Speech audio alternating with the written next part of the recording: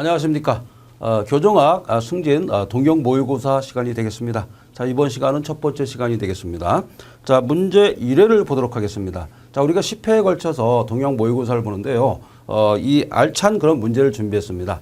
그리고 승진 시험에서 보다 많은 고득점을 할 수 있도록 그렇게 구성했다는 것을 말씀드리겠습니다. 여기 문제가 25문항까지 이렇게 돼 있죠. 그래서 이 8급에서 6급까지 우리가 승진시험을 대비할 수 있도록 구성했습니다. 자, 그럼 문제 1회 교정학 결혼 동형 모의고사를 보도록 하겠습니다.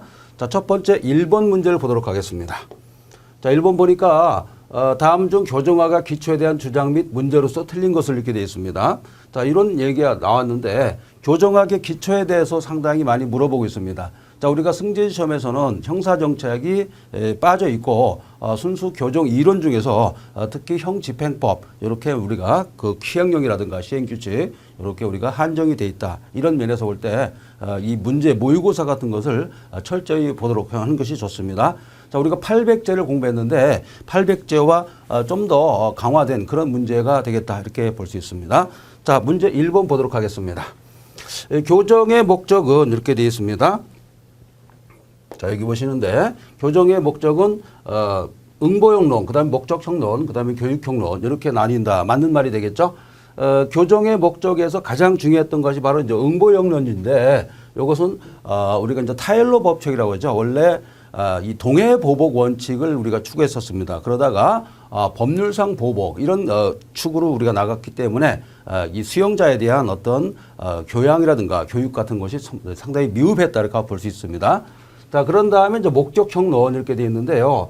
결국에는 응보용으로만 나가다 보니까 인권 침해라든가 그다음에 우리 행영, 종전의 행영이라고 했지 않습니까? 교정의 목적에 도달하기 어렵다 이런 판단이 됐던 겁니다. 따라서 이런 목적형론을 강조하기 시작했죠. 그리고 그것보다는 또 교육이라든가 개선이 더 중요하다라고 본 그런 견해가 있는데 이것을 교육형론 이렇게 나눌 수가 있습니다. 이 문제가 상당히 기본적인 문제인데 출제될 확률이 매우 높다라고 볼 수 있습니다.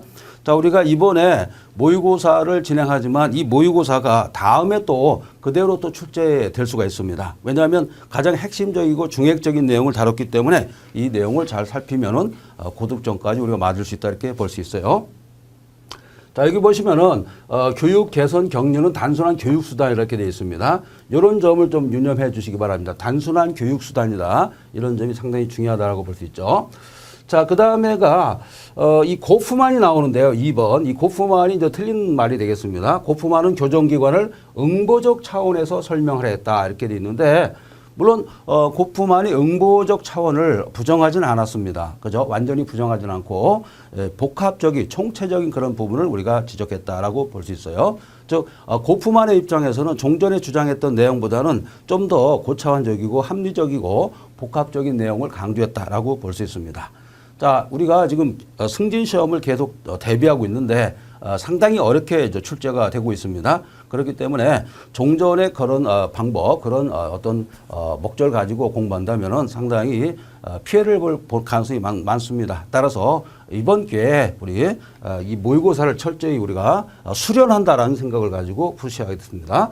자, 그래서 2번이 틀렸습니다. 고프만은 교정기관을 응보적 차원에서 설명을 했다. 물론 응보적 차원이 없는 것은 아닙니다. 그렇지만은 여러 가지 총체적 차원에서 우리가 보고 있다. 이렇게 볼 수 있죠. 총체적입니다.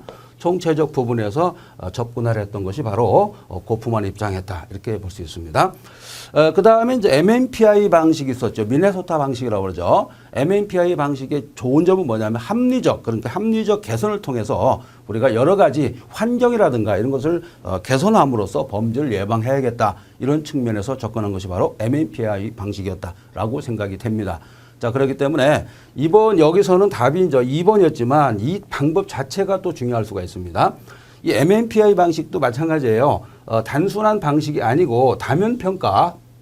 자, 우리가 행정학에서도 그런 말 많이 하죠.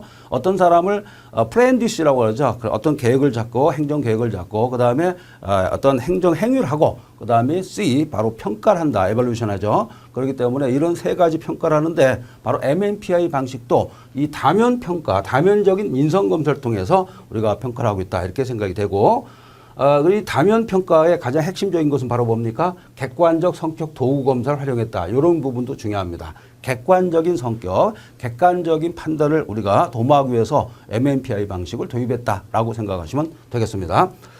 자, 그 다음에 4번이 되게 중요한데요. 물론 2번이 이제 제일 중요한 얘기였지만 교정의 의무는 행위의 목적 개념에 해당하며 종전의 행위은 법적 개념이 멈췄지만 자, 이게 되게 중요합니다.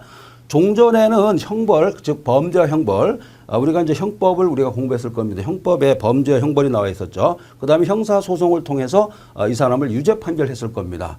그렇기 때문에 법적인 판단만 하는 것이 바로 행형법이었었어요.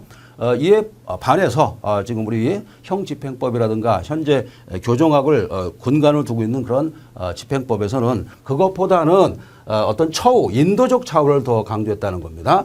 종전에는 법적인 개념, 즉 형벌이라는 개념을 강조했지만 지금은 인도적 차원까지, 인도적 차원이 바로 뭡니까? 교육적 차원이고 개선해야겠다 이런 의미에서 상당히 중요한 의미를 갖고 있다라고 생각이 됩니다.